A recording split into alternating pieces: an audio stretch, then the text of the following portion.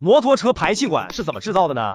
一条好的摩托车排气管可以为爱车产生更大的动力和牵引力，它的性能提升也会更加的平稳和舒适。高性能的排气系统能够提升机车30%的动力。它的制造材料并不是不锈钢制作而成，全体采用的是钛的强度高且更耐用，同时重量也会比钢材轻一半。主要部件由消音器和排气管所组成。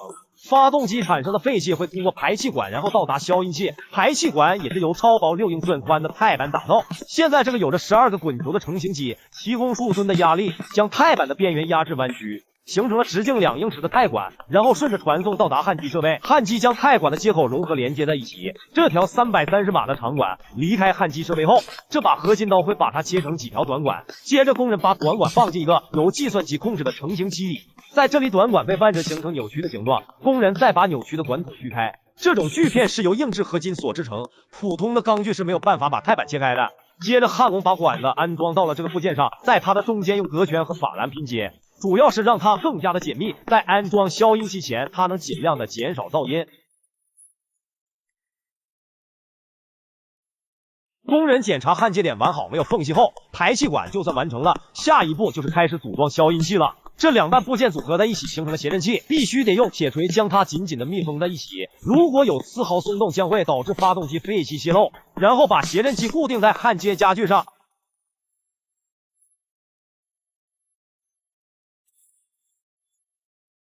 把这个钛环套和谐振器焊接到一起，这可以使一定量的气体进入到谐振器，再将消音管焊接到谐振器上，接着用玻璃纤维布紧紧包住消音管。这部分算是制造完成了。接下来制造的是消音器的外壳，机器把钛片塑造成圆筒状，外壳的缝合处采用的是强力密封胶焊合。很奇怪，并不是金属焊合的，这里我不知道它能起到什么作用，有知道的朋友可以评论区告诉我哈。随后把外壳放入带电的轻度化学溶液里，浸泡大概1分钟左右。这个过程可以氧化并改变钛的颜色，表面也会变得硬度，让它更加耐用。下一步就是把消音管塞进圆筒里，这就形成了一个吸音设备，然后用螺丝把它固定，贴上制造的商标。